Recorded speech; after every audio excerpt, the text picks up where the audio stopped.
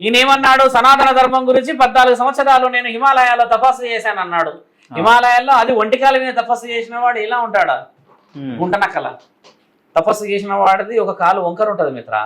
ధర్మశాసనాలని ఇతిహాస పురాణాలన్నీ అలా తప్పుతో పట్టినందుకు తండ్రి పేరు తీసుకున్నాడు శివుడి పేరు. కాబట్టి శివుడి పేరు తీసుకున్నందుకే నీకు ఈరోజు ఇన్ని అవమానాలు. ఒక రుద్రాక్ష వేసుకుంటేనే ఎంతో పవిత్రంగా ఉన్నారు అంటారు. ఈ రోజుల్లో ఒళ్ళంతా రుద్రాక్షలు వేసుకున్న నీకు ఎలాంటి అమర్యాద జరిగింది చూసావా? ఆ మర్యాదలు సంపాదించాలి అని అంటే కారణ జన్ముల చేత ఎందరో సత్పురుషుల ఆశీర్వాద బలం ఉండాలి శ్రీనివాస్.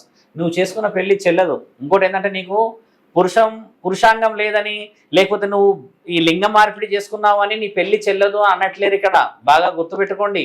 ఇందులో నీ పెళ్లి చెల్లదు అనడానికి గల ముఖ్యమైన కారణం ఏంటనంటే నీవు సనాతన ధర్మం పేరిట మోసం చేస్తున్నావు. కాబట్టి నలుగురిలో వచ్చి చేసుకొని నువ్వు విలువలు ఎక్కడో మంగళగిరిలో పోలీస్ స్టేషన్లో రిజిస్టర్ అయిన కేసు గురించి మాట్లాడాల్సిన పని వదిలిపెట్టేసి ఎక్కడో నలుగురిని పట్టుకొచ్చేసేసి అక్కడ కరెంటు లేని ప్రాంతంలో పోయేసి ఇదే మా పెళ్లి అని ఘనంగా వీడియో వదిలేసినావు కదా.